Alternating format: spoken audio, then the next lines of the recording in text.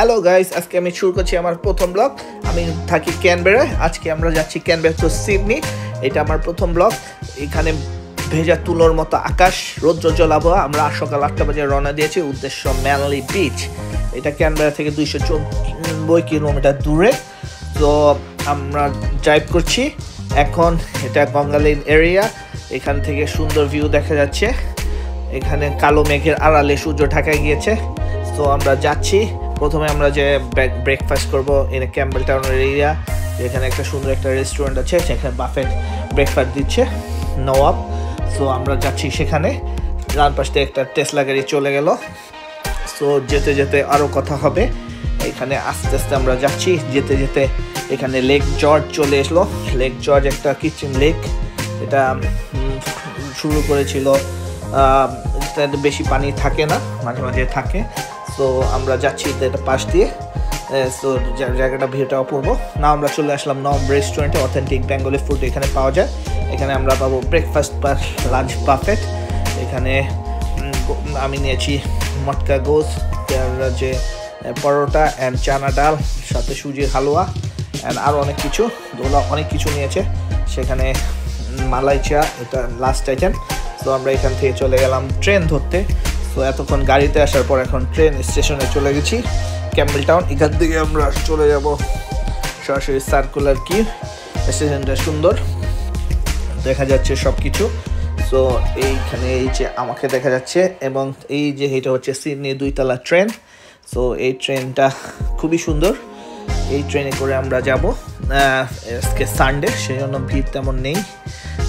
তো আমরা ঘোরানোর জন্য সানডেটাই নিয়েছি। তো শুরু করা যাক train journey. Sydney train is always best. পৃথিবীর একটা অন্যতম আকর্ষণ সিডনি ট্রেন। সো আমরা উঠছি না এই ট্রেনে, কারণ এটা আমাদের ট্রেন না, এটা উল্টা দিকে যাচ্ছে। সো আমি ওয়েট করছি আমার ট্রেনের জন্য। ট্রেন আসলে আমরা উঠে যাব। ট্রেনটা আসলেই সুন্দর।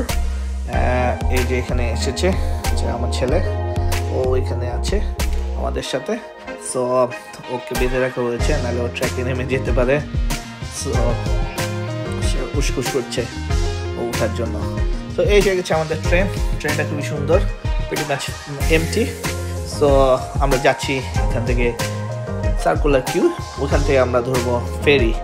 ক্যানবেরাতে ফেরি করে যেতে হয় ম্যানলি। তো জায়গাটা খুবই চমৎকার। তো আস্তে আস্তে আমরা চলে যাচ্ছি সার্কুলার কি। এই যে আমাদের ফেরি, এই ফেরি করে আমরা চলে যাব ম্যানলি বিচে। So it's about car journey, train journey and journey by boat as well. So এই যে আমরা ফেরি করে চলে গেলাম। এই ফেরিতে আমরা উঠে গিয়েছি। একটু পর আমাদের দেখা যাচ্ছে ফেরিতে এখানে চলে আসলো অপেরা হাউস। এই যে আমি ভিডিও করছি in front of Opera house. এই যে ফেরিতে অপেরা হাউসটা 1973 সালে এটা তৈরি হয়েছে। এটা সম্পূর্ণ কিন্তু তৈরি হয়েছে লটারির টাকা দিয়ে। এখানে একটা লটারি ব্যাচে অজ লটো, বিভিন্ন লটো এখানে খেলা হয়। ওই লটারির টাকা দিয়ে অপেরা হাউসটা এটা তৈরি করেছে। এটা ওয়ার্ল্ড বিখ্যাত একটা ফেমাস এরিয়া ইন সিডনি। এখন পৃথিবীর অনেক লোক এখানে আসতে চায়। তারপর আমরা চলে যাচ্ছি ম্যানলি বিচের দিকে। এখানে গাঢ় নীল সমুদ্র দেখা যাচ্ছে। দূরে, বহু দূরে দিগন্ত মিশে গেছে। সো অস্ট্রেলিয়ার সমুদ্র খুবই বিশাল, এবং এই সমুদ্র টানে অনেকে ছুটে আসে এখানে। ফেরিতে মোটামুটি মানুষ নেই। আসলে আমরা এখন টুরিস্ট সিজনের লাস্টে আছি। সো এখন মানুষ খুব কম।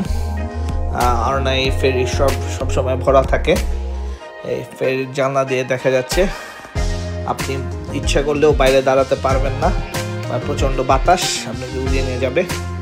তো আমরা প্রেফার করতেছি ভিতরে বসে আছি, কিছু মানুষ বাইরে আছে। তো আস্তে আস্তে আমরা চলে যাচ্ছি ম্যানলির দিকে। এখান থেকে ম্যানলি বিচের কাছাকাছি আমরা চলে আসতেছি। ওইখানে দেখেন পাহাড়, সমুদ্র, আকাশ মনে হয় মিলেমিশে একাকার। মাঝখানে একটা সরু চুলের মতো ল্যান্ড।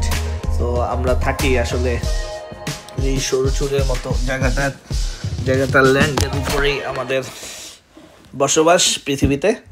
সো এখান থেকে খুব ভালো ভিউ দেখা যাচ্ছে। ক্লিফ, এখানে একটা ভালো একটা ক্লিফ দেখা যাচ্ছে। তো আস্তে আস্তে আমরা ম্যানলি বিচে পৌঁছে ম্যানলি সি ফুড, এখান থেকে আমরা কিছু সি ফুড নিয়ে নিলাম। এখন আমরা সি ফুড খেয়ে এই বিচের সামনে বসে আছি। এই যে বিচের সামনে বিকেলবেলা হয়ে গেছে, আমি রওনা দিচ্ছিলাম সকালে, লাঞ্চ করে আস্তে আস্তে আমার প্রায় বিকাল হয়ে গিয়েছে। So it's not a bad journey. It's 294 kilometers. I saw the Google. This is the area. So enough khache seafood. So he's very happy to eat seafood. এখানে অনেক মানুষ বসে আছে, বালি দিয়ে ঘরবাড়ি বানাচ্ছে, হাঁটাচলা করছে। অ্যাকচুয়ালি অস্ট্রেলিয়ার বিকাল বেলাটা লেজি টাইম কাটানোর জন্য মানুষের এটা বেছে নেয়। অস্ট্রেলিয়ার বিকালবেলাটা আস্তে আস্তে বিচের যা ঢেউ আসছে, আমরা একটু বিচের সামনে দিকে এগিয়ে গেলাম। Not bad weather today. So আস্তে আস্তে বিচে আমরা নামবো কিনা চিন্তা ভাবনা করতেছি। আস্তে আস্তে হয়তো নেমে যেতে পারি, বলা যাচ্ছে না। এখন আমরা নেমে গেছি বিচে উইথ রিনাফ উইথ সুইমস্যুট। ও একটু ভয় পাচ্ছিল, আস্তে আস্তে ওকে আমি অভ্যস্ত করতেছি এখানে এই পানিতে।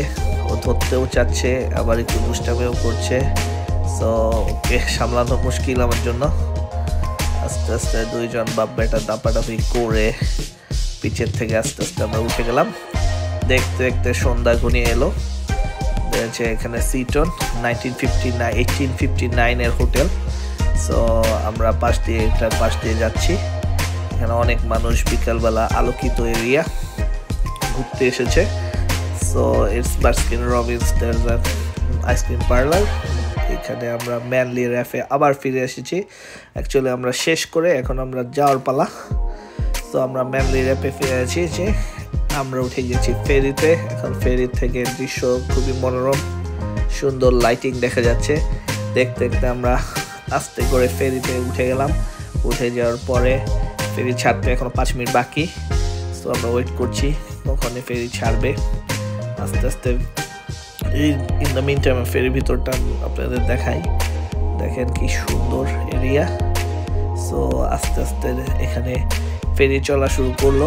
সাথে সাথে দুটা শ্রীগাল, তারাও যেন ফেরির সাথে পাল্লা দিচ্ছে। ফেরি সুন্দর আবহাওয়া এবং সুন্দর দৃশ্য। আমি একটু বের হয়েছিলাম, বাইরে বের হয়ে এই দৃশ্যগুলা ক্যামেরাবন্দি করছিলাম। এই নিঃসঙ্গ সিরিয়ালটা দেখতে দেখতে খুবই ভালো লাগছিল যে আমাদের ফেরির সাথে উড়ে উড়ে চলছে, আর সে পারলো না, সে চলে গেল। আস্তে আস্তে আমাদের ফেরি পথটাও শেষ হয়ে আসতেছে। এইখানে আমরা দেখতে দেখতে আবার সেই অপেরা হাউসের পাশ দিয়ে আমাদের ফিরতে হবে। সো দূরে ওইদিকে আমাদের অপেরা হাউস দেখা যাচ্ছে, একটু একটু করে দৃশ্যমান হবে সেই অপেরা হাউস। যখন এই অপেরা হাউস দৃশ্যমান হয় তখন মানুষজন ছবি তোলার জন্য একদম দাপাদাপি করে পাগল হয়ে যায় পুরা। সো আমি দেখতে আপনাদের জন্য রাতের ভিউটা পাই নাকি এটা একটা দেখার বিষয়। এই যে এখন দেখেন মানুষজন, এমনকি অস্ট্রেলিয়ান বিদেশি সবাই এটা ছবিটা ক্যামেরাবন্দি করতে ব্যস্ত। সবাই এখানে বসে এই বিকাল সন্ধ্যাটা উপভোগ করছে।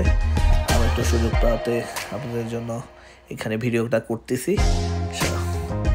দেখেন আস্তে আস্তে করে অপেরা হাউস দৃশ্যমান হবে। আমার ওয়াইফকে ক্যামেরাটা দেওয়াতে সে ভিডিও করতে পারছে। এটা কিন্তু অপেরা হাউসের সামনের লুক। সো এখান থেকে দেখা যাচ্ছে শুধু সামনের টপ ভিউটা, আস্তে আস্তে ভিজিটর হবে। এই যে এইটা হলো সবচেয়ে best position for view the opera house. This is the Sydney. এই জন্যই আমরা এখানে আসি। ভালো থাকবেন সবাই। Thank you, by.